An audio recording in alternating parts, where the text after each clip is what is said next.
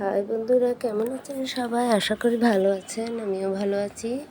তো আজকে ছোট্ট একটা ভিডিও নিয়ে আবার চলে আসলাম আপনাদের সামনে। এই যে দেখতে পাচ্ছেন, কড়াইতে তেল দিয়ে তার মধ্যে লবণ দিয়েছি। এখন পাবদা মাছগুলো একটা একটা করে ভেজে নিচ্ছি।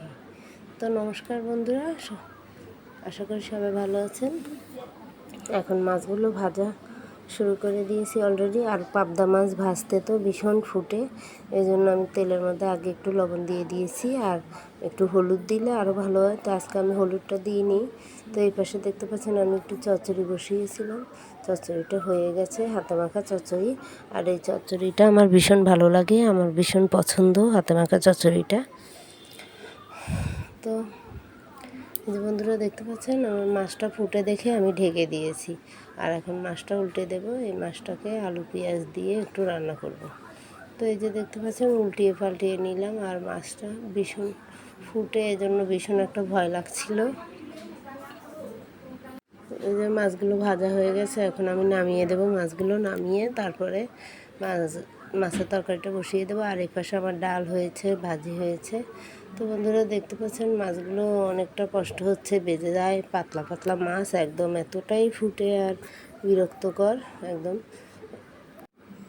আর এই যে দেখতে পাচ্ছেন, এখন তেলের মধ্যে আমি ফোড়ন দিয়ে দেব পেঁয়াজটা দিয়েছি। আর এই পাশে আমার চুলোটার মধ্যে একটু চা পড়েছিল, চা করেছি।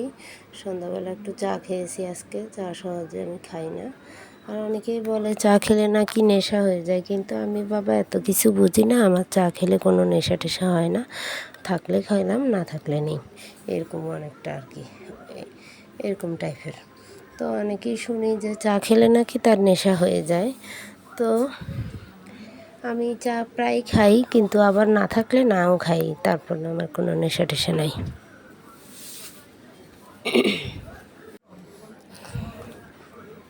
তো বন্ধুরা দেখতে পাচ্ছেন, এখন আমার তরকারিটা কষানো হয়ে যাচ্ছে। এখন আমি তেলের মধ্যে একটু নাড়াচাড়া করেছি আলুটা। এখন আদা রসুন দিলাম, আর জিরা ধনিয়ার গুঁড়ো, হলুদ মরিচ সবই দিয়ে দেবো এখন একে একে।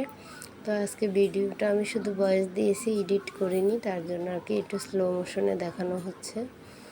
তো এই যে দেখতে পাচ্ছেন আমার পাকঘরের অবস্থা। হয়তো ভাবছেন যে রান্নাঘরটা কেমন জানি। আসলে আমাদের রান্নাঘরটা একদম ভালো না, রান্নাঘর একেবারেই ছোট। আর বাড়িওয়ালারা কোনো রকম উঠিয়ে আর কি ভাড়া দেয়, যেটা ঢাকা শহরের অবস্থা। তো এই যে দেখতে পাচ্ছেন, আমি একে একে সব মশলাগুলো দিয়ে দিচ্ছি। জিরে ধনিয়ার গুঁড়োটা এখন দিলাম, এখন দিয়ে তারপরে একটু নাড়াচাড়া করে একটু জল দিয়ে দেবো। এই যে দিয়ে দিচ্ছি একটু জল। এখন একটু কষাবো, একটু কষিয়ে আবার যখন তেলটা ছেড়ে দেবে তারপরে আমি ঝোল দিয়ে দেব।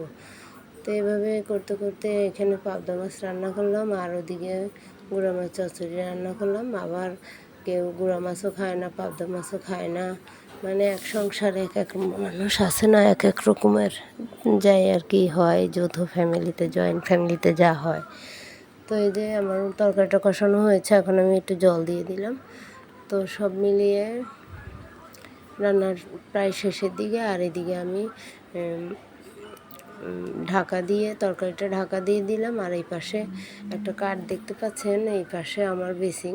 তো বেসিংটা একদম পাশাপাশি, এই জন্য কাঠ দিয়ে দিছি। আর বন্ধুরা এই যে জিরার গুঁড়ো দিয়ে দিলাম। আমার রান্না প্রায় শেষ। বন্ধুরা নমস্কার, আদাব, সবাই ভালো থাকবেন। আগামী ভিডিওতে আবার দেখা হবে। এই পর্যন্তই।